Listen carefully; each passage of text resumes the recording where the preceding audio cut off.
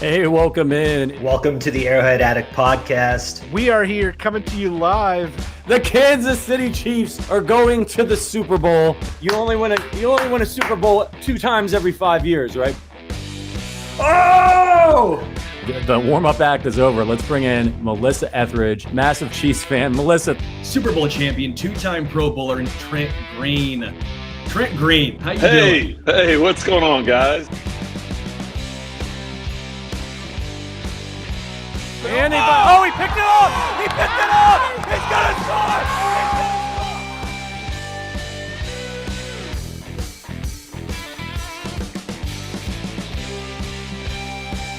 And we'll see you next week. But until then, as always, go Chiefs. Welcome. This is Wacky Wednesday here on the Arrowhead Addict channel. I'm Adam Best, here with the golden voice of Sterling Holmes and the amazing producer Richard. Sterling, what's going on in your world, buddy? Man, just cold. It is. Yeah, I don't like this. I'm a Miami guy. I'm a warm weather guy. I love everything about Kansas City besides the cold. I know people are going to yell at me and like, yo, it's part of the Midwest. Dude, I admit it, I'm soft. I'm Charmin Ultra when it comes to the cold, man. I'm not built for it. Man, I've lived most of my life away from the cold now. Of course, I grew up in Missouri and love it, but that weather is a non-starter for me. I think we need to distribute an Arrowhead Addict survival kit or survival guide to this weekend's game. I heard a tip that was basically, take a cardboard sign in there with you and then throw it beneath your feet to create some insulation or a buffer between you and the cold concrete. That sounds like a good idea. Yeah, and look on the website to make sure what you can and cannot bring in. But I would highly recommend a piece of cardboard. It gives you that little insulation for your feet because Arrowhead's obviously all concrete. Concrete gets colder as it gets cold. Does not warm you up. It makes you even more cold. So what you do is you put down a little piece of a cardboard, little insulation, keeps your little tootsies warm during the game. How about some hand warmers? Maybe some long johns. I think all those things could be beneficial. Too bad you can't take in some like schnapps or something. Oh, dude, I would crush some peppermint schnapps, and everyone else who's listening should crush this deal from DraftKings. DraftKings is offering a fantastic sign-up bonus ahead of the postseason. You can place a $5 first bet on anything to instantly claim $200 in bonus bets. You'll also be rewarded with a separate no-sweat single-game parlay every single day when you opt in. The best part is that you will receive both rewards, even if that first bet loses. When you join DraftKings, make sure you sign up with our code Arrowhead. Using our code Arrowhead, it not only gets you these great bonuses, but it also directly supports our podcast. So, if you've been considering signing up for DraftKings, make sure to use our code Arrowhead to maximize your first bets and parlays. This offer is only available to new customers who are 21 plus and physically present in legal gambling states. Please remember to always gamble responsibly. Check the episode description for the full terms of the offer to see if you qualify. Since we have one of the coldest games in Chiefs history, I thought it would be appropriate and sort of ironic not to just do Hot Take Kingdom, but a smorgasbord of hot takes. Hot Takes Kingdom. So, welcome to the kingdom.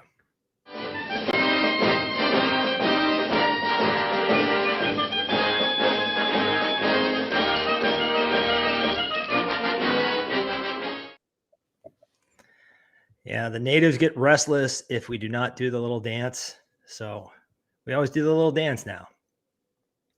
We're going to go through 10 of these. And Sterling, I'm going to try to get you into the castle for as many as I can. But you don't have to come. I mean, argue away if you feel differently. How's that sound? I love to argue. It makes the show fun. So I don't think we'll get along on all of these, but this game is shaping up a certain kind of way. So we might. We'll see. The first is Patrick Mahomes will rush for over 63 yards, surpassing his career high. You coming in? Or do I need to build my case a little bit better? Build your case a little bit. I'm considering this one. This one's intriguing, but I want you to give me a little bit more. I don't know what happened there, but I think the weather is going to be so unprecedented in its coldness that I don't know. The receivers aren't going to want to catch. That's already a problem, right? It's going to be like a giant hockey puck out there. And we already see in the postseason, Patrick Mahomes goes into this, I'll take it into my own hands mode. And in the postseason, he's not as worried about getting hurt. We've seen him get hurt in the postseason a couple of times, but that's because he lays it all on the line. And I think he's a little bit more willing to scramble in the postseason. We've seen that before. Does this include kneel downs? Well, yeah. I mean, those will technically strip away a few yards. Yeah, my one issue I have is, as Ronald points out, shaky Finn's pass defense. The Dolphins are going to struggle to get a pass rush consistently on Mahomes, even with the injuries the Chiefs have suffered at tackle. When you have Melvin Ingram, Justin Houston, and Emmanuel Ogbah, I'm surprised. Tyson Jackson's not around somewhere. Alex Okafor, what's he up to? They're going to struggle there. Xavier Howard is potentially out the last I saw. It's their best cornerback, second best cornerback, because Jalen Ramsey, that's out. I don't know, man. I also think it's going to be a heavy dose of Isaiah Pacheco, who is now 1 week healthier, 1 week more rested. I think I go under, but I completely understand where you're coming from. If the number was 50, I think I like it. 63 just seems a little too high for me. It's not warm take, it's hot take. So I'm with you. I'm the warm take version of that one. Give me the warm take. If I'm going to DraftKings right now, I might throw a little fiver on the 50 plus, because I feel like there's some pretty good odds of that actually hitting, and some probably pretty good odds that it's going to get you some nice money. You gave me a perfect transition there, and you were talking about Justin Houston, Melvin Ingram, and you didn't mention Bruce Irvin. All these guys are 34 years or older. They've been around since the Mesozoic era. You know what I mean? Paleolithic, I think it was the Paleolithic. Okay. I think so. A little confusion there, but they've been around for a long, long time.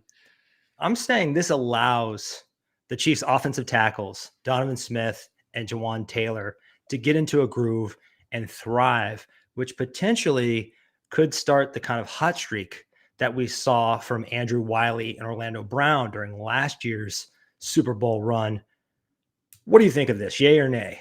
Yeah, that's actually a very good point, because last year, Orlando Brown Jr. and Andrew Wiley were not necessarily great during the regular season by any means, but you're right. They really stepped up big in the playoffs, and both those guys were, for the most part, nails outside of the one pass rush that got Mahomes injured, right? Against Orlando Brown Jr. Was it the year before? It doesn't matter.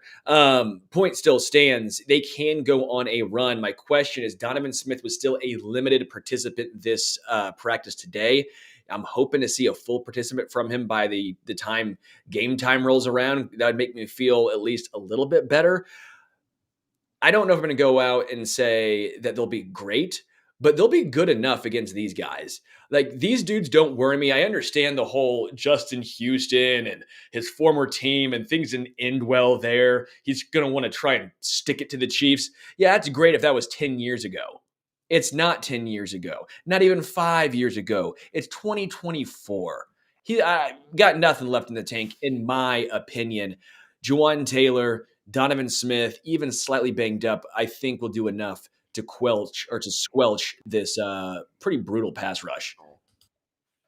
Yeah, I'm calling get right game over revenge game. I think it's a get right game for our tackles.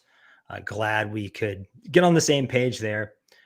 Number 3, getting a week off will allow Travis Kelce to turn back the clock and give a vintage performance. I'm saying 100 yards at least and a touchdown. Yes, I'm all the way on this, by the way. This, for me, is not even a question. I didn't even have to make the case. Wow, you love to see it. No case needs to be made. It was individual or team. He chose team. I know there's a case to be made that maybe you can look at this through the glass half empty mantra, if you want to say, yeah, Travis Kelce sat out. Maybe he's not in love with the game of football anymore. But I'm looking this in the viewpoint of he's been banged up every single game. He was hurt before the season even started. He gets double teamed. He's getting pushed around. You can be more physical with him. Like teams could be physical with Shaq back in the day, and they might not always call a foul. They're the same thing with Travis Kelce. It's hack a Shaq. It's hack a Kelce. Hack a Trav. Yeah, hack a Trav. And he knew that for this team, what means more? A 8th straight 1,000-yard season, which he already has 7, which quite frankly, in second place is Greg Olsen with 3. So that kind of means you're trending into the uncharted territories of those unbreakable awards. He valued getting right because he knows that helps the Chiefs way more. That helps the Chiefs. He is the engine. He is the guy. It helps when you have Rashee Rice and him at full health, full speed. Now, will he be 100%? Probably not. No. But he'll be much, much better prepared to face the Dolphins now in the cold than if he just had, by the way, playing on Saturday instead of a Sunday. You lose an extra day, right? I guess when Saturday was the previous game as well. Doesn't matter. I like this move from Kelce. This is a team-first mentality. Love it. He obviously still loves the game, in my opinion. I just think people need to put themselves in his shoes. He had one of the craziest years a person could possibly have. He went from really famous to ridiculously famous. His girlfriend might be the most famous person on the planet. His podcast blew up. He hosted SNL. He's on a million commercials. He's been a warrior who's had something like 10 surgeries, he said. And I just think as much as he needed this breather physically, he needed it mentally as well. And, you know, his situation, I want to point this out, is different than Chris Jones. Like, I think Chris Jones had some pretty testy negotiations with the team and wanted to get all the money he could out of this contract. And I think asking Chris Jones and asking Travis Kelce to sit out were two entirely different situations. Yeah, could not agree more. By the way, before we move on to the next one, I see you. Yeah, the Chase comments, what Jamar Chase said. By the way, I actually interviewed T. Higgins and Jamar Chase this morning. Just the issue is my video has not gotten sent over towards me yet. They still have it on their end. But the interview I had with Jamar Chase and T. Higgins will drop later on this week. But yeah, I asked basically the exact same question, which I'm bummed about. Thanks, ESPN. Come on, I was first. But I asked those guys, I said, hey, who wins the Super Bowl this year? And T. Higgins immediately said, anyone but the Chiefs. He was smiling a little bit, and then I asked Jamar, I go, is that the same case for you, Jamar? Anyone but the Chiefs? And he was very much in agreement. I know everyone's going to go off on this and rip on Jamar. I get it, but also, don't you think it's kind of fun? Isn't it kind of fun to have a rival? It is fun. I think he knows what he's doing. Like, he understands that this is going to get Chiefs fans riled up at him, but he doesn't care. This is a legit rivalry. This is way better than just seeing everyone buddy-buddy. That's why the Knicks and the Pacers back at, like the early 2000s and in the late 90s, with Reggie Miller and John Starks and the Davis brothers and Ewing and Oakley. Yeah, it was awesome. Like, I kind of like this. I'm a fan of this. So as much as I want to rip on Jamar for all this stuff, part of me is also being like, thank you. Thanks for giving more motivation to the Chiefs. And I talked about him, were any of the Chiefs players chirping at him after he had those comments? I asked T. Higgins about, is he excited to enter free agency? So if you want to check out all that on Stacking the Box, that will be dropped in the next few days, as well as the interview I did with Troy Polamalu. The Troy Polamalu interview I did yesterday, which will drop probably tomorrow, was phenomenal. That dude is so fun to talk to. I hope you guys enjoy it. So make sure you guys also follow Stacking the Box, all part of Arrowhead Addict. Is the hair still luscious? Oh, it's pulled back a little bit, but we talked about the hair. The first thing I thought about with T. Higgins was, well, I guess he's not coming here via free agency. The other thing I want to mention about Kelce is we might see a little Jalen Ramsey on him. And the last time that happened in Kansas City, I think Jalen Ramsey was still searching for Kelce about 3 days later. He got completely twisted and turned around in embarrassing fashion. One of the more memorable highlights of last year. Let's move on to number 4. So in 80-degree weather, I'd be terrified about this Dolphins lightning strike offense. But in sub-zero temperatures, I think that's going to create a game environment that really suits physical players like Nick Bolton and Justin Reed and those guys who might struggle a little bit against the speed of Miami in different circumstances. I think will thrive. I think they will make this game a fight. I think they will set the tone. And I just kind of feel like they're going to come out hitting, and Miami isn't going to like it very much. I don't think the weather makes that big of a difference. I know we're talking about the weather a ton, but I mean, Mahomes, I know he can play in the cold. We've seen it before, but I mean, that's a dude from Texas. Just because you play in the Midwest doesn't mean all these guys are from Kansas City. Just because those guys play in Miami doesn't mean they're all from warm weather climates. And the issue is, we saw it in Germany, and I think we'll see the same thing here. I'm not worried about the Dolphins passing offense. I'm not worried about Tyreek Hill, Mr. Drop City. He still thinks he's on Kansas City, apparently. I'm not worried about Jalen Waddle. I'm not worried about Tua Tagovailoa.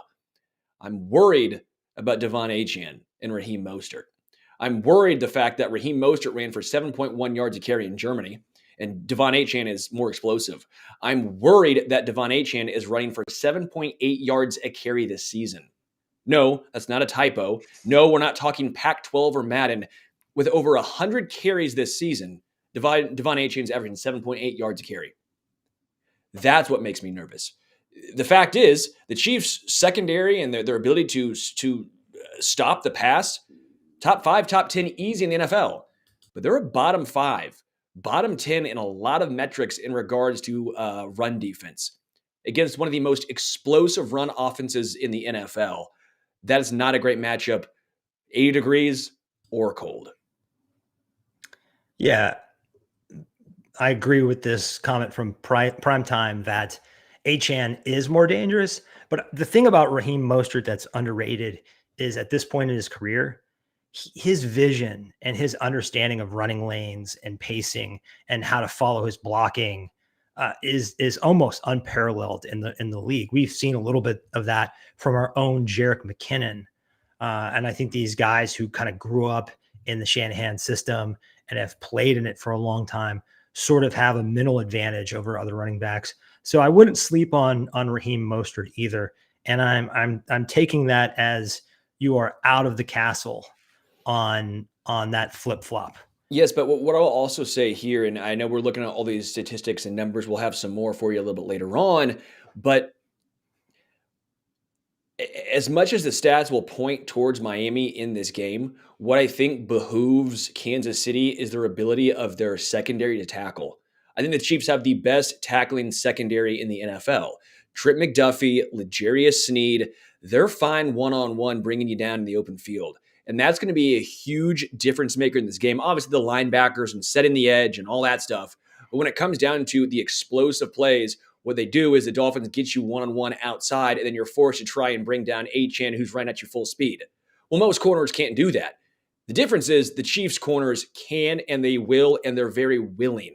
These are huge differences. So that does give me some optimism is, yeah, sure, they'll get probably some of theirs, but some of the 30, 40, 50, 60 yarders probably aren't going to happen because the Chiefs secondary won't let it happen. Yeah, the more you can corral them before they get into space, which, I mean, once Achane gets in space, good luck.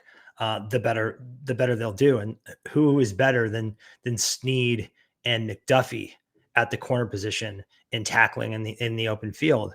Pretty much nobody. We've seen that kind of been a hallmark of Steve Spagnuolo corners throughout his time here. And these might be his best tackling corners yet. Let's stick with corners. Number 5, Tyreek Hill, who I think has to be motivated by being embarrassed in Germany, will score the first touchdown of the season against L'Jarius Sneed. Nope. Yeah, L'Jarius has not given up a touchdown all season long, but apparently that's not good enough for the Pro Bowl. No, man, no way that's good enough. No way. What's basically been the best corner in football this year should get a Pro Bowl nod. No, it's crazy, right? What a joke. But yeah, man, I'm not saying I'm out. Like, I'm not saying he's going to get held for 0 yards, but I think you'll see a very similar stat line that you saw in Germany. And by the way, that was when Tyreek Hill was playing his best football. He's slowed down. He got banged up. He's slowed down a little bit, and the drops have really started to pile up. I don't know if anyone else has noticed this. There's been a lot of drops, a lot of balls that even might not be constituted as a drop, but when you're like, dude, I'm used to seeing Tyreek Hill make this catch. Even one where he was interfered on, he drew pass interference, but he still had it wide open. And if he would have caught the ball, he was gone. He dropped it. Yeah. They still get PI, it's still great, but that was a touchdown. You're used to seeing him make that. So for me right now, Tyreek Hill's not playing his best football. If you watch based on this season, he's still probably the best wide receiver in football, but he's already gotten shut down once this season when he was feeling himself. So no, I don't think he scores his first touchdown against L'Jarius Sneed. I'm a little scared that he's not talking, but I agree with you that he seems frustrated. There have been some drops. The issue with Tua Tagovailoa being his quarterback is I just don't think he has the arm strength to fully take advantage of this guy. He consistently underthrows him and kind of second guesses himself on these vertical routes. And we'll get to that more into that, but Tyreek Hill is such a good player in this environment, returning to Kansas City. I just think he might get his. And there might be one play where he does some damage. He certainly is not going to be bothered by the Arrowhead noise or the Arrowhead cold, right? No. By the way, I love this from Michael Lee. Just basically using some Foreigner songs here. Chiefs will be hot-blooded, and the Dolphins will be cold as ice. And I am now seeing double vision. Is that a Jukebox Hero over there? Someone tell me, urgent. Sorry. Just could not stop, huh? Number 6, the Chiefs will build a lead and limit the Dolphins' rushing game to under 19 carries, mitigating its explosiveness. Now, there's a reason why that number, or staying under that number, is important.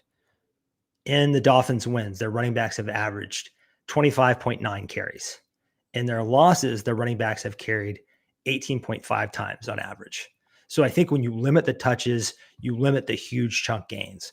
The more chances you give Devon Achane and Raheem Mostert. I mean, if you give them 30 chances, they are breaking off some long runs. There's just no question about it. So you cannot let the Dolphins get ahead of you and just pound the rock all day.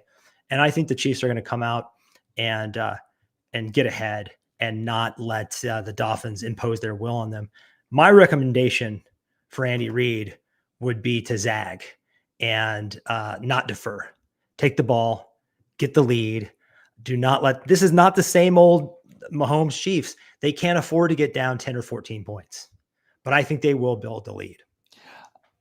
I'm saying nay. Again, I'm not worried about the Dolphins through the air, but I think they focus heavily on running the football. And so I'm saying nay to under 19 carries. I think the Dolphins run the ball way more than 19 times. That's going to be their focus. You're not passing in this weather against L'Jarius and Trent McDuffie. That's a stupid decision, a horrendous decision. So I think they focus on the run, even if it's not as explosive as we're used to seeing from Miami. I still think they try and stick with it because that's going to be the best way to try and play against the Chiefs, especially in this weather. So I think they go well over 19. I think the good thing about these two particular backs for Kansas City, while they are very scary in terms of their explosiveness, they're not the kind of guys who you are going to get sick of tackling, I think, by the time the fourth quarter comes around. And Isaiah Pacheco absolutely is. I think guys are going to be, man, tackling him in 0-degree weather does not sound fun at all. You're out of the castle again. I think you're out more than you're in so far, which is nice. Yeah. It's a little bit more fun that way, I think, than us just agreeing all the time. Number 7, Steve Spagnuolo will bruise and batter. Finally got that out. Tua Tagovailoa with a brilliant custom game plan that sacks the quarterback, let's say, at least 5 times. Oh, 5's probably too much. I do think he has a very creative game plan in place, but yet again, I'm saying right now, if I think the Dolphins run the ball more than 19 times, that means they're going to have fewer opportunities to pass the ball. Let's say he throws the ball 27 times, 28 times. Let's even say 30. 5 sacks and 30 dropbacks is pretty crazy. That's a pretty absurd number. I don't think it's 5. If you said 3 or 4, I would say, yeah, that number 5 has really given me a lot of pause there. But I do think Spags is going to have a very interesting game plan in place. Tua Tagovailoa, known to hold onto the football. Tua Tagovailoa, not the best at throwing it away. He just kind of he's very weird. He just kind of holds on to it because he's had so many concussions. So I feel bad, obviously. But at some point, I almost think it's in his head a little bit as far as like he makes sure he doesn't get injured again. And so he's talked about in the past learning how to get tackled, learning how to fall. It's not the most graceful, but at times I do think he'll hold onto the football a little too long and it'll come back to get him. So I would say 3+ sacks, but 5 I'm out on. Yeah, he famously took jujitsu to learn how to fall and kind of absorb contact better. I agree with you. You want him holding the ball. You want him patting that ball and under duress. If he gets, going on those end breakers and can get rid of the ball in 2.5 seconds or even faster at times, good luck. But if you make him hold on to it and you confuse him and you put pressure on him and you force everything vertical or outside, I think that's when he struggles a little bit because what he wants to do is just sit there and sling it to one of his fast guys over the middle, 1-2, and it's gone. Yeah, that's a very good point. He gets the ball out very quick when things are going right. It's when things start to go wrong, that's when he seemingly holds onto the ball way too long. It's like the two extremes. It's either very quick or that ball's getting held forever and he's going down. There's hardly that in between. He's not the best at avoiding pressures, avoiding contact in the pocket. He's no Mahomes. He's not Josh Allen. Even Joe Burrow. I guess Joe Burrow's not great. It's probably a pretty bad example. Like Jalen Hurts, they're not great at. Those guys can move around. They can feel pressure and get out of a sack. Tua, for the most part, not that kind of guy. Reminds me of Kurt Warner a little bit in that regard. Like if you just let him get rid of the ball quick, he's going to kill you. But I just don't think Spags is going to do that. Spags, you give him just one game plan, and there are very few defensive coordinators, if any, that you're going to take over him to frustrate a quarterback. I mean, there's Lou Anarumo, Jim Schwartz, a lot of other good ones, but he has to be up there. I'm kind of thinking we're going to find out a lot about how Mike McDaniel really feels about his quarterback. If he does feel like he's a franchise quarterback, because if he limits him to throwing the ball 20 times in this weather and just pounds the rock, that's gonna signal that he trusts himself and his scheming more than the arm of Tua. And with some decisions coming up on Tua, that will be interesting to watch. Do you think Mike McDaniel rocks that corny ass shirt again? You think he rocks that? What was it? What did it say? Can it be colder or not cold enough? You think he rocks that? I doubt he rocks that, and I doubt he pulls the sweatpants up in this weather either. But he's got that like LL Cool J look or whatever it is. The capris he rocks on the sideline. I mean, come on now. I wish it were colder. That's what it says. Yeah, thank you, Lauren Shanks. Yeah, that was what the shirt said. I wish it were colder.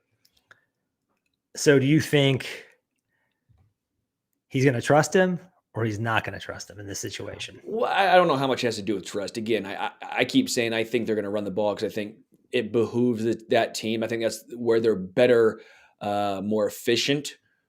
Quite frankly, almost they're just as explosive running the ball as through the air. I mean, those running backs pop off big ones, it seems like, at least a few times a game.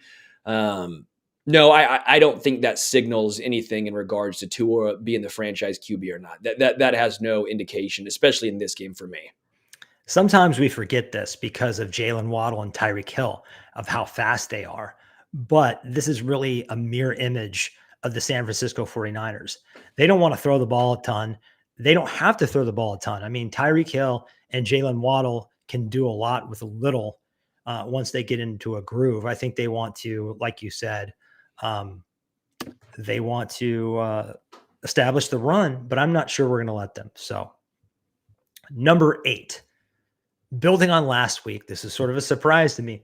Mecole Hardman will step up as a useful weapon and soften the blow of Jerick McKinnon's injury. And quick update on Jerick McKinnon.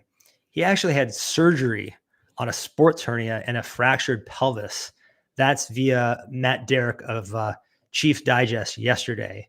So probably are not going to get him back, I would say, throughout the entire postseason. Oh yeah, he'll be done. I would have to imagine for the entire postseason.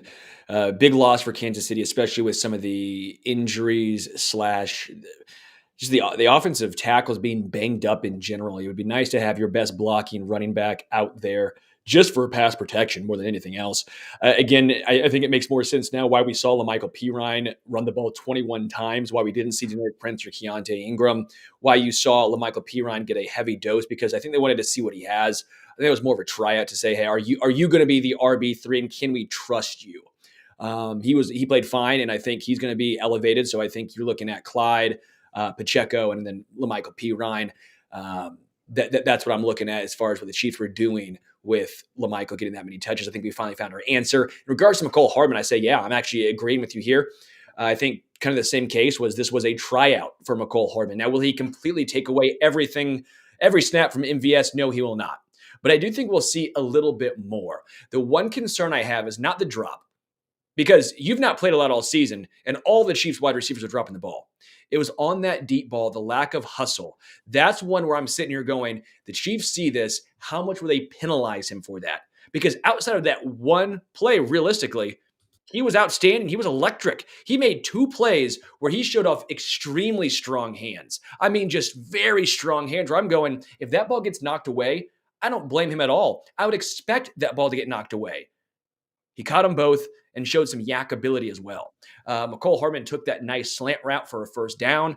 Mecole Hardman, I thought, was outstanding in this game. He also played 58 snaps. Again, though, I go back to that one play where he gave up on the ball, didn't finish his route, and then basically gave up on trying to tackle the guy.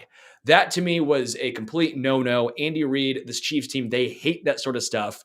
I just wonder how much that will get held against him. Yeah, at best, it was a miscommunication where he did the wrong thing and just looked a little out to lunch. Very frustrating to me, because if he kind of got it together on those deep routes, conceivably he could replace MVS, even though they have different body types. They offer the same kind of speed. But beside that, he was pretty great. And I haven't been as big a supporter, but his yards per route run last week was 2.2. That's one of the best numbers of his entire career. He looked strong. He looked healthy. He looked fast.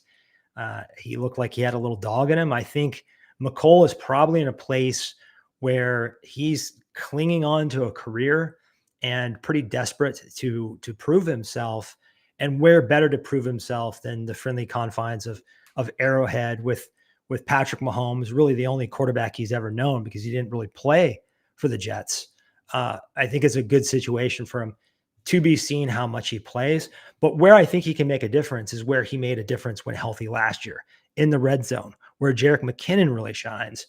Maybe they can do some similar gimmicky type stuff with Mecole. Hopefully not the Wildcat. I remember them doing that last year and it went really, really wrong. I think he fumbled or something like that. But I think they can do some of those end arounds and trick plays and get him in space.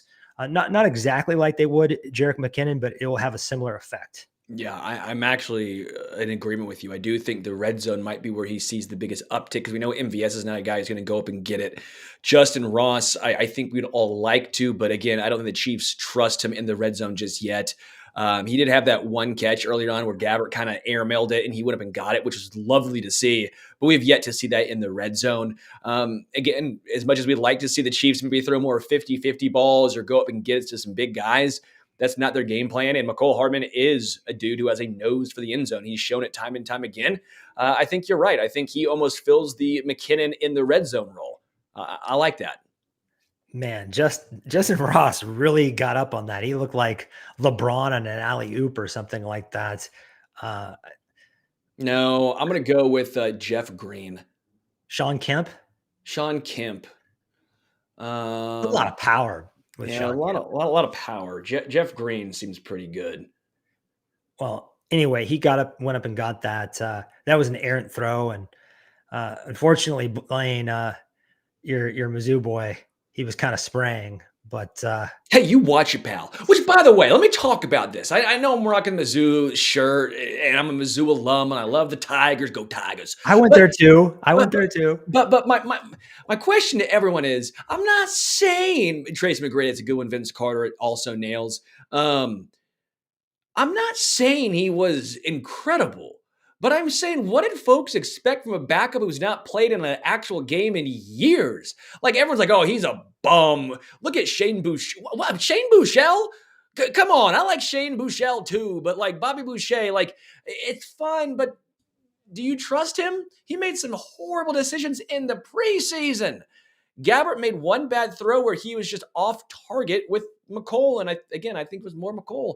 Like, this is what a backup quarterback looks like. If you watched any Falcons games, any Steelers games, that's what starting quarterbacks look like. Have for you seen half the teams in the league? Have you seen Deshaun Watson since he got to the Browns? Like, Blaine Gabbert looks better than him. The Giants, the Jets, like the Jets are sitting here going, "Oh my gosh, Blaine Gabbert signed him to a contract." Like, and even Chad Henne to an extent, he had that great drive, but I don't know why. Again, nothing against Chad Henne because he's going down in Chiefs lore. This is not a shot on Chad Henne, but why are we acting like Chad Henne was like Joe Burrow just sitting there behind Mahomes? Like, he's a backup quarterback too. Andy Reid's great coaching up backup quarterbacks. Matt Moore, Oh, we saw that. Matt Moore won a game against the Vikings, almost beat the Packers and Aaron Rodgers. I mean, this is Andy Reid's thing, right? It's just a veteran quarterback. He, for the most part, takes care of the football. He's got a very strong arm. He's got pretty decent legs. He's a huge guy. To be fair, Khalil Mack was out there against a lot of backups, you know. Khalil Mack was wrecking everyone. I was so glad when they stopped Joe Tooney at left tackle because I was like, please don't get injured. And you're also getting wrecked at left tackle because Khalil Mack was Khalilin' everyone out there. No way we'll see Joe Tooney at left tackle if Donovan Smith for some reason can't go. It sounds like he will. Yeah. But can they trust Wanye Morris in a game of this magnitude? Yeah. At this point. And by the way, yeah, okay, Blaine Gabbert's not Tyrod Taylor or Gardner Minshew, but again, you're also paying those guys a lot more money than what Blaine Gabbert is getting. That is the biggest difference. And by the way, talk about clutch. He set up the game-winning field goal. Okay? Come on, baby. Whew. Yeah, but actually we wanted the Chargers to lose because the Cardinals were very, very close to giving the Chargers the 4th overall pick. And if they got the 4th overall pick, maybe they get Marvin Harrison Jr. I do not want Marvin Harrison Jr. playing with Justin Herbert. That sounds like a fucking nightmare. Right? Sure. Bring it on, baby. No, I like the Chargers to be, infinite chargering. The current, I almost take them less seriously than the Raiders at this point. Dog, the Chargers could have prime Joe Montana. They could have prime Jerry Rice, prime Tony G, and they'd still be ass. They can change quarterbacks. They can change head coaches. They can change cities. They find a way to Charger. I am not worried about them. Well, it's a trickle-down effect from the owner, I guess. Number 9, Charles Omenihu, who has had 5.5 sacks and 2 forced fumbles in the last 6 games. I'm saying he will continue his rampage and post 2 sacks this game. And interesting stat here. Last year in the wild card game he played for the 49ers in against the Seahawks, he had 2 sacks and a forced fumble, and it's a huge factor early in that game against Geno Smith. I'm saying history will repeat itself and he'll continue his hot streak. I like it. 2's a lot. I'd go 2 of sacks, knockdown, forced fumble, just something like that. But I think he gets at least a pass knockdown as well because he gets his long arms up there. All right. I got to ask you a stat, though. Okay. What is more, 7 or 10.5? 10.5, but No. I just need to know that. What's more, 7 or 10.5? There's no but. 10.5. 10.5 is more. And not a but. Per game, Charles Omenihu had a better pace. I didn't know he was going to get suspended for 6 games. You knew he was getting suspended. Maybe for 2. You knew he was getting suspended. We didn't bet on a who had more sacks per game basis. No, we bet on who had more sacks for the full season. 10.5, more than 7. Time to settle the wager. You actually had 2, by the way, against me. I know. Yeah, Best. You went over 2. Not great. But both of them are kind of explainable. Charles Omenihu Mm-hmm. is turning into the guy I said he was. Sure. And then I just picked our slot receiver. Basically, was on 1,000-yard pace. I just picked the wrong guy because the Chiefs told me the wrong guy. So you win that one as well. No, you got fooled. You got bamboozled. You got day-to-day. I also was high on Karlaftis. I thought Karlaftis was going to get to double digits. I said even from like 9 to 11, 10.5. Look at that, 10.5. Well, the good news is that they're both playing great. Yes. So neither one of us was really way off on that one, even though I was way off on Sky Moore. Yeah. So it looks like for Sky Moore going under a K, you have to rock a stash, straight stash on the show. So I can't do it yet. I am growing the beard for 2 reasons. The first reason is last year, a playoff beard on my face was very beneficial to the Chiefs. It worked. So I'm superstitious. I'm sticking with it. But as soon as the Chiefs are out on the next podcast, you'll see this. Deal. And the other one was a 5th. So we'll settle that off air, and just know that next year I am coming for revenge. And I will take some Pappy if that's okay with you, if you have no budget. I don't know about that. We should have, if you wanted that, we should have stipulated. Sorry. I didn't let you know that it was for Pappy. Yeah, it's on me.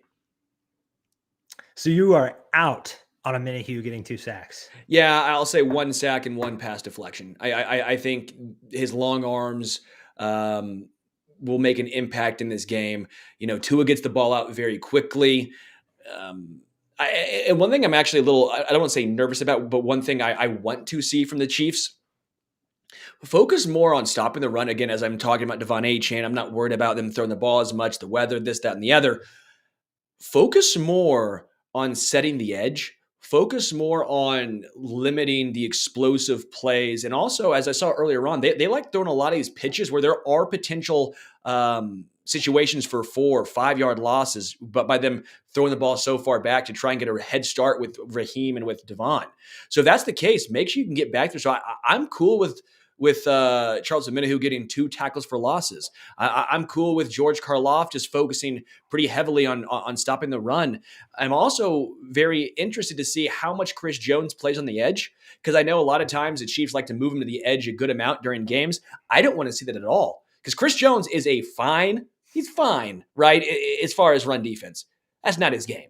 He's much better going after the passer. So that's what the Chiefs ask him to do.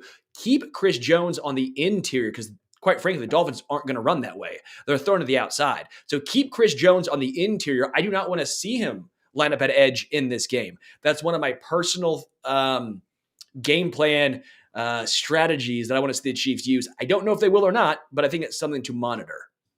In an obvious passing down, I'm cool with him being on the edge, but I'm in agreement with you on 1st and 10 or something like that.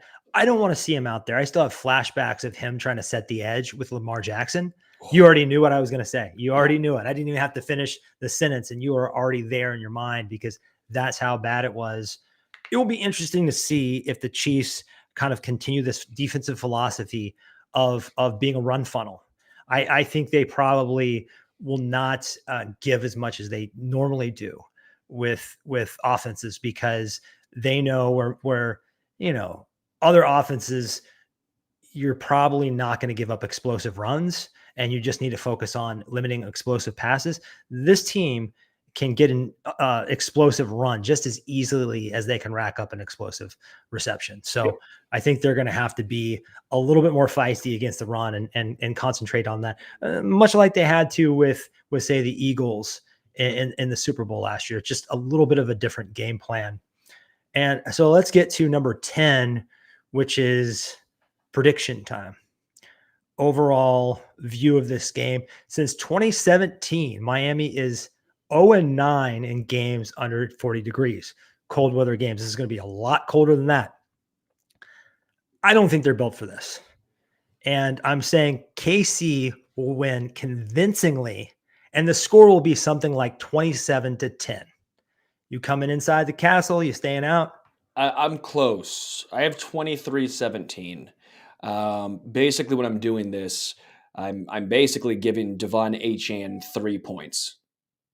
And I think the Chiefs scored 2 more than they scored. Because I think the addition of Devon Achane is a very valuable one for Miami. Again, 7.8 yards per carry. He's unreal. That's nuts. So I'm giving him basically, he's a 3-point swing in this game from the previous time they met in Miami. I think it's going to be a little bit lower scoring. I think the over-under is set at 44, if I'm not mistaken. I like the under. Again, I think both teams are going to try and pound the rock. I think you're going to have to. And I think the Chiefs find a way to get it done.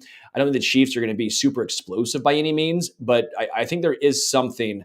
I'm not a huge fan of they've been there before, so they know what to do, but I do think there's something where the Chiefs might turn it on just a little bit. Like I think Travis Kelce is one of those guys. Chris Jones, I think is one of those guys. You saw what it meant to Chris Jones to get that $1.25 million.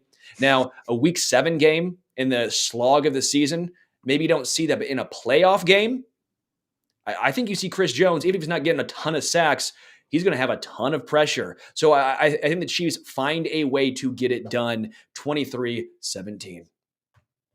I love that you brought up flip the switch, because I've compared this team to the 2000 Lakers in the past, and we've seen an occasional malaise throughout the Mahomes era. Maybe not one this long, maybe not struggles this deep or whatever, but I do think the 3 superstars, Mahomes, Chris Jones, and Kelce, are going to elevate their play considerably and come out on fire. That's just kind of what they do in the playoffs. We've seen it time and time again. And you could probably throw L'Jarius Sneed in that territory the way he's playing now. He has to do it for more than 1 year to be considered a true superstar. But this year he is playing like a superstar. And with L'Jarius, though, he can't go up. He's been this good every single game, so I can't even do. He has been playing at an A+ level. He's been playing at the highest level possible for a corner. So if he just does what he does.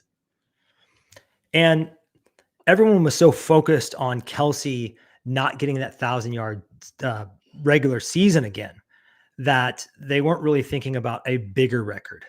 And that's Jerry Rice's 22 playoff touchdowns. That is in striking distance for Travis Kelce.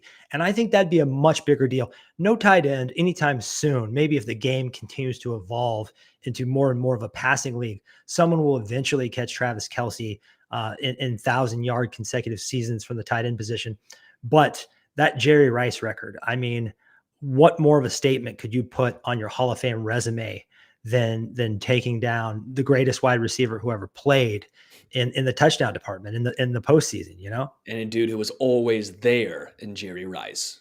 He was always there. But I think that's the elite company. I think what we want to see from Kelce, hopefully not only this year, but next year, is for him to distance himself from the Tony G's, from the Rob Gronkowski's, and to be to join the rarefied air of Jerry Rice. I think that would be a great final chapter. Get him another ring, get him 7 more touchdowns.